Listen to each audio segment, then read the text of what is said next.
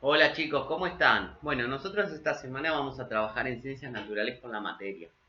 La materia, no la materia en sí ciencias naturales, sino con la materia que nosotros podemos observar, podemos sentir, podemos ver que ocupa un espacio. No siempre la materia la vamos a observar, ¿por qué? Y ahora les voy a explicar. Nosotros llamamos materia a todo aquello que ocupa un espacio físico, ¿no? Podemos hablar de un cuerpo como una materia. Un cuerpo como puede ser el cuerpo humano, como puede ser un objeto, como puede ser un líquido. Bien, eso es la materia. O sea, los seres humanos estamos compuestos de materia. Una silla está compuesta de materia. Bien, y por supuesto la materia, como todo, se va conformando de distintos elementos. Esos elementos están compuestos por átomos y moléculas, ¿no? Estos átomos se van juntando, forman moléculas. Y estas moléculas se van juntando y van formando, ¿no?, distintos elementos de la materia o parte de la materia. Como por ejemplo, nosotros hablamos de una mesa, ¿no? Una mesa hoy la podemos ver eh, construida por qué? Por madera o vidrio, metales y plásticos, por ejemplo, para partes de las patas. Bien, entonces nosotros tenemos moléculas de metales conformando lo que son las patas de una mesa. Las moléculas del vidrio conformando, por ejemplo, la base sobre el cual apoyamos cosas en la mesa, ¿no? Y las moléculas de plástico conformando los tapones de los agujeritos de las patas de la mesa, por ejemplo. Bien, todo eso que nosotros vemos es materia. Bien, y está conformada, como les dije, por átomos y moléculas. Los átomos son las unidades más chiquitas de la materia. De hecho, son tan chiquitas, tan pequeñas, que en ningún, o sea, que ningún, por ejemplo, microscopio que sea muy potente, muy avanzado, pueda distinguirlos a los átomos, así es, a simple vista, sino que lleva un proceso mucho más largo y por ahí complejo que distinguir moléculas. Pero como bien les dije, los átomos se unen y forman moléculas, que es cuando nosotros queremos, ¿no? O cuando no nosotros, pero que sí lo podemos hacer con experiencias sencillas, pero por ejemplo, en un laboratorio quieren investigar de qué está formado determinado elemento, ¿no? Hacen separación, van separando las distintas moléculas para decir, bueno, tiene moléculas de gas, de oxígeno, de dióxido de carbono, etcétera, etcétera. Y yéndome a esto, hablando de esto, podríamos decir entonces que tanto el oxígeno, los gases, el agua, forman parte también de la materia.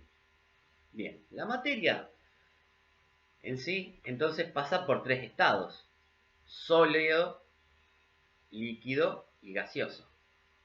Bien, eso ustedes lo fueron viendo y trabajando durante gran parte de su escolaridad, los estados de la materia. Cuando hablábamos de los estados de la materia o hablaban de los estados de la materia, se estaba refiriendo a esto. Entonces nosotros decíamos, bueno, el agua, tal como la vemos, siempre está en estado líquido, pero si vemos que se forma una nube, está en estado sólido, en el estado gaseoso. Y si vemos que se forma un cubito de hielo, está en estado sólido. Bien, esos son los estados de la materia. Y entendiendo al agua como una partícula, como materia, ahí tenemos el ejemplo claro de lo que son los estados de la materia. Bien, con el agua es el ejemplo más sencillo, más básico y más claro para entender. Con lo cual, lo que sí tenemos que saber es que toda materia tiene forma. Al ocupar un espacio tiene forma. Entonces, muchas veces podemos ver materia en estado sólido que tiene forma, ¿por qué? O porque naturalmente vino con una forma predeterminada, entonces ocupa ese espacio, atendiendo a su forma, esa dimensión. Puede tener alguna variación natural, como es el caso muchas veces yo doy el ejemplo de las piedras, ¿no? El caso de las piedras en una zona montañosa, muchas veces vamos a encontrar piedras que están gastadas, ¿no? Y ese desgaste que sufrió la piedra es una variación natural, ¿no? Por el viento, el agua, las temperaturas. Con lo cual, la forma también, además de venir predeterminada, también se la puede dar un factor externo, que puede ser un factor natural o también un factor químico, ¿no? Artificial.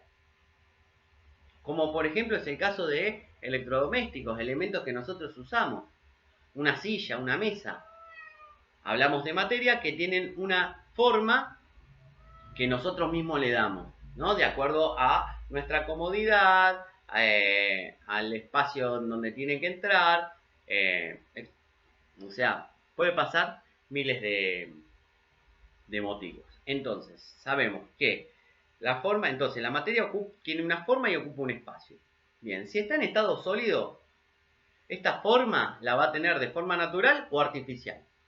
Ahora, si hablamos de materia en estado líquido o gaseoso, y acá tiene que ver en el lugar donde se aloja la materia, la forma que va a tener.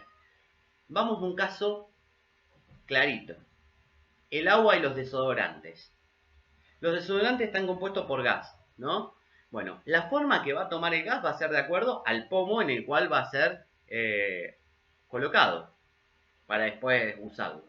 Entonces, podemos comprar un desodorante chiquito en el cual la forma va a depender del tamaño del pomo en el que entre o un desodorante mucho más grande. Bien, entonces, ahí, ¿qué va a pasar? Esas partículas se van a juntar y van a tomar la forma, ¿no?, del envase. Cuando uno lo usa, salen dispersadas las partículas, o sea, pierden la forma que tenía. Con los líquidos pasa exactamente lo mismo. Se van a moldar al espacio en el que se encuentren. No es lo mismo poner agua de laguna en una laguna, dejarla tal cual como está, que yo venir con un balde y meter agua en un balde. O sea, va a tener una forma totalmente distinta por la forma del balde. Ahora, si yo la paso a un botellón, va a tomar la forma del botellón y va a perder la forma del balde y la forma original que tenía la laguna que se formó hace muchos años, por ejemplo, producto de una inundación. Entonces, para ir cerrando, la materia es todo aquello que ocupa un espacio determinado, ¿no? Puede variar, por supuesto. La materia está conformada por un conjunto de átomos, que estos átomos son muy difíciles de distinguir, pero que estos átomos a su vez se juntan y conforman moléculas. La materia pasa por los tres estados: sólido, líquido y gaseoso. ¿Bien? Y por supuesto, puede cambiar, puede variar la forma, ¿no? De acuerdo, por ejemplo, si está en estado sólido, puede adquirir una forma natural, o sea, con la que estuvo y puede durar mucho tiempo teniendo esa forma, con la que apareció, o puede variar de acuerdo a condiciones naturales o condiciones externas, factores externos que pueden ser, ¿no?, factores químicos, por ejemplo, intervención del hombre, etcétera, etcétera. Bien, y si está en estado líquido o gaseoso, entonces se va a moldar a la forma que se encuentre en un determinado recipiente en donde se ubique. Les mando un abrazo.